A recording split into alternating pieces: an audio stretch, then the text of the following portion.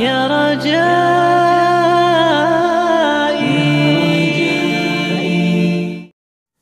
موزے پر مسح کا طریقہ یہ ہے کہ سیدھے ہاتھ کی 3 انگلیاں سیدھے پاؤں کی پیٹھ کے سرے پر اور الٹے ہاتھ کی انگلیاں الٹے پاؤں کی پشت کے سرے پر رکھ کر پنڈلی کی طرف کم سے کم بقدر 3 انگل کے کھینچ لی جائے. نہیں یہ سمجھو یہ پاؤں ہے، یوں لے کر یوں پنڈلی، یہ اوپر کا حصہ پنڈلی ہے تو اس کی کم از کم 3 انگل تک اس کو کھینچ لی جائے. اور سنت یہ کہ پنڈلی تک پہنچائے. اور اس کے دیگر بھی احکام ہے کہ موزہ کون سا ہو. یہ کپڑے کے جو موزے ہم پہن رہے یہ نہیں مراد ہے، اس میں مسح نہیں ہوتا. مسح کرنے کے لیے چند شرطیں. نمبر 1، موزے ایسے ہوں کہ ٹخنے چھپ جائیں، اس سے زیادہ ہونے کی ضرورت نہیں. اور اگر 2-1 انگل کم ہو جب بھی مسحات درست ہے، ایڑی نہ کھلی ہو. نمبر 2، پاؤں سے چپٹا ہو کہ اس کو پہن کر آسانی کے ساتھ خوب چل پھر سکیں. نمبر 3، چمڑے کا ہو یا صرف تلا چمڑے کا اور باقی کسی اور دبیز چیز یعنی موٹی چیز کا جیسے کرمچ وغیرہ. اس میں ریگزین بھی آ جائے گا، ریگزین بھی موٹا ہے. پاک و ہند میں جو عموماً سوتی یا اونی موزے پہنے جاتے ہیں ان پر مسح جائز نہیں ہے، ان کو اتار کر پاؤں دھونا فرض ہے. اگلا سوال ہے، موزوں اور جرابوں پر مسح کرنے کی مدت کتنی ہوتی ہے؟ یہ آج کل سردیوں میں یہ بڑا امپورٹنٹ سوال ہے. موزوں اور جرابوں کے اوپر مسح کرنے کی مدت مسافر کے لیے الگ ہے اور مقیم کے لیے الگ ہے. جو مقیم ہے نا، جو یعنی رہائشی ہے کسی علاقے کا، تو اس کو صحیح مسلم کے اندر حدیث ہے، اوپر تلے 4 حدیث ہیں، 639 640 41 42. سیدہ عائشہ کے پاس ایک تابعی آتا ہے اور کہتا ہے کہ بتائیں کہ نبی علیہ السلام نے موزوں کے اوپر مسح کی مدت کیا مقرر کی تھی. یہ چمڑے کے جو موزے ہوتے ہیں اسے خفین کہتے ہیں عربی میں، اور جو جرابے والے جو موزے ہیں ان کو ہم جرابین کہتے ہیں عربی میں. یہ دونوں سنت ہے، جیسے پگڑی الگ سے سنت ہے، ٹوپی الگ سے سنت ہے. تو سیدہ عائشہ نے کہا کہ تم علی ابن ابی طالب کے پاس جاؤ، ان کا وقت نبی علیہ السلام کے ساتھ زیادہ گزرتا تھا سفر و حضر میں، وہ تمہیں مدت بتائیں گے. تو سیدنا علی سے جب پوچھا اس تابعی نے تو انہوں نے فرمایا کہ نبی علیہ السلام نے مسافر کے لیے 3 دن اور 3 رات یعنی 72 گھنٹے، اور مقیم کے لیے 1 دن اور 1 رات یعنی 24 گھنٹے تک ایک دفعہ وضو کر کے آپ یعنی موزے پہن لیں تو مسح کی اجازت مرحمت فرما دی. یعنی آپ نے فجر کا وضو کیا، اس میں تو آپ نے وضو میں پاؤں دھوئے ہیں نا، تو یہ تو نکل گیا بیچ میں سے. جرابے یا موزے پہن لیے، اب آپ زور میں بھی مسح کر سکتے ہیں، عصر میں بھی، مغرب میں بھی، شام میں بھی، اور اگلے دن کی فجر میں بھی کر سکتے ہیں. کیونکہ یہ والی فجر تو دھو کے آپ نے پڑھی تھی نا. پریکٹیکلی تو 24 گھنٹے کیسے پورے ہوں گے؟ یعنی وہ 5 نمازوں تک ہے کہ زور، عصر، مغرب، عشاء اور اگلی فجر. ہاں فجر کے بعد آپ پھر موزے اتار کے آپ کو، اگر آپ مقیم ہیں، اگر آپ مسافر ہیں پھر 3 دن 3 رات تک اگر آپ نے اس دوران وضو کرنے کے بعد موزے یا جرابیں نہیں اتاری تو آپ نماز کے لیے مسح کر سکتے ہیں. اور اس کا بڑا آسان طریقہ ابو داؤد میں ہے، یہ ہر لوگ اپنے انداز سے بھی مسح کر رہے ہوتے ہیں. مسح کا طریقہ یہ ہے کہ جیسے آپ سر کے مسح کے لیے پانی دیتے ہیں نا، تو دائیں ہاتھ میں آپ جرابوں یا موزوں کے مسح کے لیے پانی لیں گے، بائیں ہاتھ میں اسے گرائیں گے اور ہاتھ کو یوں کریں گے کہ یہ قطرے سارے ٹپک جائیں، صرف تری رہ جائے. سر پہ بھی صرف تری ملنی ہوتی ہے، سر دھونا نہیں ہوتا. جب تری رہ جائے نا تو دایاں جو پاؤں ہے اس کے اوپر والے حصے کا دائیں ہاتھ سے مسح یوں کرنا ہے پیرلل میں دونوں، اور بائیں سے بائیں کا. بعض اس کے لیے گیلا کر کے دونوں ہاتھ پہلے ادھر پھیرتے ہیں، پھر ادھر پھیرتے ہیں، نیچے سے بھی اوپر سے بھی. وہ تو سیدنا علی کا قول ہے نا ابو داؤد میں کہ اگر دین صرف عقل کی بنیاد پہ ہوتا تو پاؤں کے تلوے کا مسح کیا جاتا، لیکن شریعت حکم کے اوپر چلتی ہے، اس لیے حکم ہمیں یہ ہے کہ اوپر والے حصے کا آپ نے مسح کرنا ہے، دائیں سے دائیں کا، بائیں سے بائیں کا. تو یہ سنت ہے. اور یہ تو خفین کی حدیثیں ہیں تو بخاری مسلم میں موجود ہے. صحیح مسلم میں ایک حدیث ہے، حضرت مغیرہ ابن شعبہ رضی اللہ تعالیٰ عنہ کہتے ہیں کہ غزوہ تبوک میں نبی علیہ السلام کے ساتھ تھا.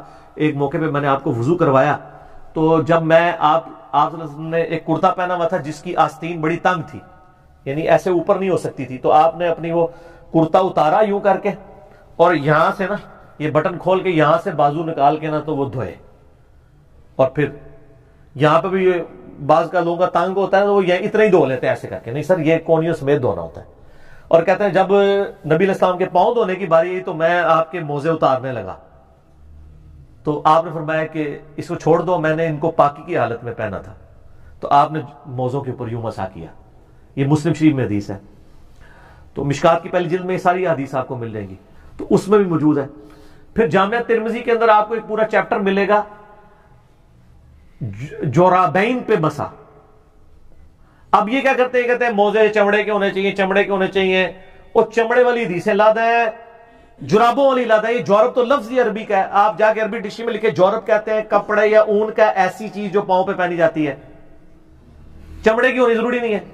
البتہ امام ترمذی نے لکھا ہے کہ وہ جراب موٹی ہونی چاہیے جس سے جسم باہر نہیں ڈھلکے. ہماری جتنی جرابیں یہ موٹی ہوتی ہیں، باریک جراب تو ہم کوئی پہنتے ہیں، وہ عورتیں گرمیوں میں شاید کوئی پہنتی ہیں جس میں جسم نظر آتا ہے، کیونکہ اصل مقصد تو یہ ہے نا کہ جسم ڈھانپا جائے. جو مسلم شریف میں حدیث ہے قرب قیامت میں عورتیں ایسا لباس پہنیں گی کہ جسم ننگی نظر آئیں گی. تو جسم ڈھانپنا ہوتا ہے نا مقصد، پاؤں کی سردی ڈھانپنے کا مقصد ہے نا کہ آپ موٹی جراب ہی پہنے. تو ہماری یہ جرابیں جتنی ہوتی ہیں نا چائنا کی یا پاکستانی، موٹی ہیں، اور ان کے اوپر اگر آپ تری والا ہاتھ رکھیں نا تو پاؤں گیلے نہیں ہوتے. ٹھنڈک ضرور محسوس ہوتی ہے لیکن گیلے نہیں ہوتے. ٹھیک ہے، اور تری آپ نے وہ بھگو کے نہیں کرنی، میں بتایا وہ پوری صرف گیلا ہاتھ رکھنا. اس کی حدیثیں ترمذی میں لادا سے ہیں، اور امام ترمذی نے اس حدیث کو حسن صحیح بھی کہا ہے. اگرچہ ہمارے نزدیک وہ روایت کمزور ہے سفیان ثوری کی تدریس کی وجہ سے، لیکن امام ترمذی اس حدیث کو صحیح سمجھتے ہیں. البتہ ہمارے پاس مصنف ابن ابی شیبہ میں 5 صحابہ سے موجود ہے کہ جرابوں پر مسح پہ اجماع ہے صحابہ کا. اور آپ کو مزے کی بات بتاؤں، یہ حدیث ابو داؤد میں بھی آتی ہے. جو دیوبندیوں کی ابو داؤد ہے نا، اس میں انہوں نے نا لکھ دیا ہے کہ ہم بھی جرابوں پہ مسح کے قائل ہیں، لیکن پبلک کو کہانی وہی کرائی ہوئی ہے کہ بغلوں میں بت رکھ کے آتے تھے، رفع الیدین ہوتا تھا. پبلک کو جرابوں والے کو دیکھ لیں تو کوئی جاہل بندہ بھی ہو کہتا ہے نہ تے نہیں ہوتا جی مسا، تو اس کو پوچھو بھی کدھر لکھا ہے تو پتہ نہیں، انہوں نے بھی بزرگوں کو سنا ہے. بزرگ فرماتے ہیں تو بزرگ فرما کے لکھ کے ٹوٹ گئے جے. اور امام ترمذی نے کمال کیا جی. امام ترمذی رحمہ اللہ نے اس کے ساتھ ایک واقعہ لکھا ہے کہ امام ابو حنیفہ رحمہ اللہ جس مرض میں فوت ہوئے، جامعہ ترمذی میں جرابوں والی، امام ترمذی کو پتا تھا کہ جرابوں اور چمڑے کے موزوں کا جو فتنہ ہے وہ امام حنیفہ رحمہ اللہ کی وجہ سے کھڑا ہوا ہے. فتنہ سے مراد عربی والا فتنہ، پنجابی والا نہیں، آزمائش کہ امت میں دور آئے. تو امام ترمذی نے واقعہ لکھا ہے باقاعدہ کہ امام حنیفہ جس مرض میں فوت ہوئے، مرنے سے 1 ہفتہ پہلے انہوں نے اپنے پاؤں پہ جرابیں چڑھائیں یہی والی، اور پھر ان پہ مسح کیا اور فرمایا کہ میں نے آج وہ کام کیا جو آج سے پہلے کبھی نہیں کیا. یعنی میں قائل ہوتا ہوں اس بات کا کہ چمڑے کے موزوں کے علاوہ ان جرابوں ان تک حدیثیں بعد میں پہنچی ہوں گی، لیکن جو پچھلے ہیں نا ان تک آج تک بھی ان تک پہنچ کے وہ توبہ بھی کر چکے. یہ کہتے ہیں نہیں اصل تھوڑا ریویو کرو، ہو سکتا ہے تسی پہلے ٹھیک ہی کیا ہوگا، کیونکہ تسی جو فرما دیتا ہو تو چینج ہو ہی نہیں سکتا. نعوذ باللہ. یہ پروٹوکول تو نبی علیہ السلام کا ہے، ما ضل صاحبکم وما غوا. تمہارے نبی نہ کبھی بہکے ہیں نہ کبھی بیرا چلے ہیں. مصیبت کھڑی کی ہوتی ہے، وہ بیچارے وہ چمڑے کے موزے، اب جو لوگ آفیسز میں کام کرتے ہیں وہ بیچارے کہتے ہیں کہ کیا کریں جناب، ہم 1 نمبر بڑا بوٹ لیں. چمڑے کا موزہ پہننے کے لیے تو آپ کو 1 نمبر بڑا بوٹ لینا چاہیے.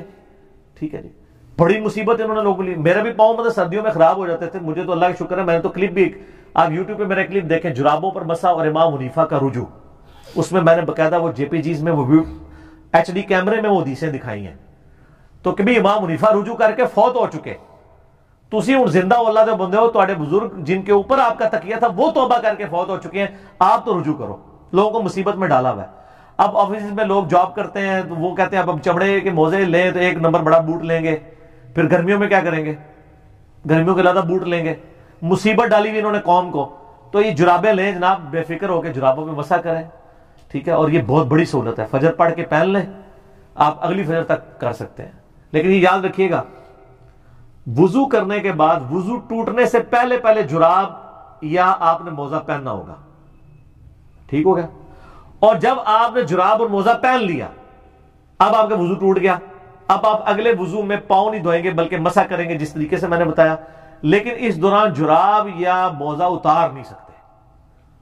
ایک بندہ جراب چڑھا لے اس کے بعد جرابیں اتار دے، جیسے ہی جراب اتاریں گے نا پھر زیرو ہو جائے گا کام. نہ پھر نہیں آگے چل سکتا کام، کیونکہ جراب اتارتا ہی نا وہ وضو، اور آپ کا وہ والا وضو گیا جو جراب کے اوپر قائم تھا. اگر آپ نے مسح کیا ہوا ہے نا اس پہ تو جراب اتارتا ہی وہ والا وضو ختم. اب آپ دوبارہ دھوئیں گے. اچھا آپ کو بتاؤں حنفیوں نے ایک اور مسئلہ نکالا ہوا ہے. ان کے نزدیک یہ ہے کہ آپ جو موزے ہیں نا وہ خالی پاؤں دھو کے بھی پہن سکتے ہیں. پتہ ہے آپ کو؟ سر اسی دے پیتوں ہاں نا.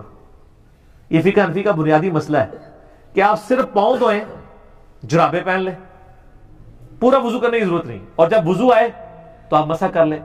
یہ انہوں نے غلط کرالری کیوں نکالی؟ ان کے نزدیک جو اعضاء وضو کی ترتیب ہے نا, نہ یہ ضروری ہے اور نہ ان کا متواتر ہونا ضروری ہے. وہ کہتے ہیں آپ اگر آدھا گھنٹہ پہلے وضو میں چہرہ دھوئیں, آدھے گھنٹے بعد جا کے کونیے دھوئیں, اس سے آدھے گھنٹے بعد جا کے مسح کریں, اور 2 گھنٹے بعد پاؤں دھوئیں, اس دوران آپ کا وضو نہ ٹوٹے تو آپ کا وضو ٹھیک ہے. اور ترتیب میں ویسے تو یہ شیعہ کو کہتے ہیں نا, وہ بھی جھوٹ بولا ہے, شیعہ پہلے پاؤں دھوتے ہیں. شیعہ پاؤں پہلے نہیں دھوتے ہیں, وہ ویسے مٹی صاف کر رہے ہوتے ہیں, وہ بھی چہرے سے ہی وضو شروع کرتے ہیں, پاؤں پہ اینڈ پہ مسح کرتے ہیں. وہ تو میں نے بتایا مصنف ابن ابی شیبہ میں اکرمہ جو تھے ابن عباس کے شاگرد, وہ بھی پاؤں پہ مسح کے قائل تھے. تسی جراباں دے مسح نکال کر رہے ہو, اسی بغیر جراباں دے بھی مسح دے قائل ہاں. ٹھیک ہے نا جی, تسی جراباں دے موزے نوں پہ روندے ہو. تو وہ اس میں ان کے نزدیک یہ ہے کہ اگر کوئی پاؤں وضو میں پہلے دھو لے, چہرہ بعد میں دھو لے, مسح, یہ سر فقہ حنفی مجھ سے زیادہ نہیں کوئی جانتا, میں تو یہ ساری چیزیں پڑھاتا رہا ہوں. ٹھیک ہے نا, اللہ تعالیٰ مجھے معاف کرے. آمین تو کہہ دو یار, ہس دے ہو تسی, منوں نہیں معافی کی ضرورت. ٹھیک ہے, اگرچہ میں معافی ایک شعر کے انداز میں مانگتا رہتا ہوں کہ نہ میں وہابی نہ میں بھابی, میں ہوں مسلم علمی کتابی. اس میں میرے ایک رجوع بھی ہوتا ہے. لوگ تو اپنی غلطی کے اوپر رجوع کرتے ہوئے ڈرتے ہیں, ہم تو خوشی محسوس کرتے ہیں کہ شکر اللہ نے ہدایت دے دی ہے. تو ان میں یہ موجود ہے کہ آپ, لیکن حدیث میں یہ ہے کہ آپ نے وضو کر کے پہننا ہے. ٹھیک ہے, اور دوسری طرف بخاری مسلم میں حدیث موجود ہے کہ نبی علیہ السلام موزوں پر اور پگڑی پر مسح کرتے تھے. ہم ادھر حنفیوں سے پوچھتے ہیں یہ پگڑی آپ نے چمڑے کی پہنی ہوتی تھی یا کپڑے کی؟ سر سوال ہے نا. یہ تو کہتے ہیں نہیں جی آپ اگر جراب بھی پہنے تو اتنے کلومیٹر تک آپ ننگے پاؤں چل سکتے ہو, پھٹے نہ. یہ ساری شرائط جو آپ کہانیاں کراتے ہیں پگڑی پہ کر سکتے ہیں. کپڑے کی جو پگڑی ہے اس کو اگر ہم پاؤں پہ لپیٹے تو یہ تو پھٹ جائے گی. تو نبی علیہ السلام تو کپڑے کی پگڑی کے اوپر بھی مسح کر لیتے تھے بغیر چمڑے کی. وہ تو آپ بتائیں. اسی کے تحت میرا یہ موقف ہے کہ جو عورت ایک دفعہ وضو کر کے حجاب پہن لے نا تو 5 نمازوں تک حجاب کے اوپر بھی مسح کر سکتی ہے, اس کو ضرورت ہی نہیں کرنے کی, کیونکہ نبی علیہ السلام نے تو پگڑی پہ بھی مسح کیا ہے. اسی طرح جو لوگ پرماننٹلی یعنی پگڑی پہننے والے, ٹوپی والے تو بعض کا یوں اتار دیتے ہیں نا, پگڑی اتارنا آسان کام نہیں ہوتا. پگڑی جنہوں نے پہنی ہوتی ہے نا وہ پھر پہن ہی رکھتے ہیں پورا دن, وہ بار بار نہیں اتارتے. ٹوپی تو ہے نا کبھی آیا گرمی میں سائڈ پہ رکھ دی, پگڑی تو نہیں اٹھائی ہے, تو ایک پراپر باندھ دی جاتی ہے نا, تو پگڑی کے اوپر آپ مسح کر سکتے ہیں. سر پگڑی کپڑے کی ہو تو مسح ہو سکتا ہے, تو سر چمڑے کے موزوں, چمڑے کی تو نہیں ہوتی, کپڑے کے موزوں کے اوپر کیوں نہیں مسح ہو سکتا, اون کے موزوں کے اوپر کیوں نہیں ہو سکتا؟ امام ترمذی نے باقاعدہ لکھا ہے. اور ہم کہتے ہیں کہ موٹی ہوں جرابیں, اور موٹی وہ آپ والی نہیں ہے. اب وہ کہتے ہیں اتنی موٹی ہوں کہ آپ اس کو پہن کے یہ کوئی امام ترمذی, یہ خود انہوں نے کہانیاں کری ہے. وہ کدے قیامت تک تمہیں جراب نہیں لبنی کہ اتنے کلومیٹر تسی پتھریلی زمین تے چلدے رہو پھٹنا, وہ تواڈے موزے بھی پھٹ جان گے. ٹھیک ہے نا, یہ کوئی شرط نہیں ہے. شریعت نے ایک آسانی دی تھی, آپ نے آسانی امت سے چھین لی ہے, آپ نے کہانیاں بنا دی ہیں.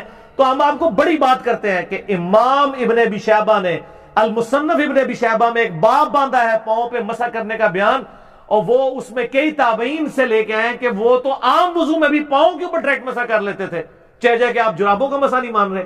اس میں سیدنا اکرمہ کے بارے میں آتا ہے, سیدنا حسن بصری کے بارے میں آتا ہے صحیح سند کے ساتھ. ایون شیخ زبیر علی صحیح صاحب نے تو اکرمہ والا اثر بھی لکھا ہے الحدیث رسالے میں کہ وہ پاؤں پہ مسح کیا کرتے تھے. ٹھیک ہے, تو خالی پاؤں پہ مسح ہو جاتا ہے, تو جراب والا تو اڑتے تو ہاتھ پکڑ کے یار یار جراب ہی کر لو, خالی نہ کرو. ٹھیک ہے, یہ سر کہانیاں ختم نہ, پرانیاں گلاں ہو گیا. ٹھیک ہو گئی. ہاں اگلا سوال.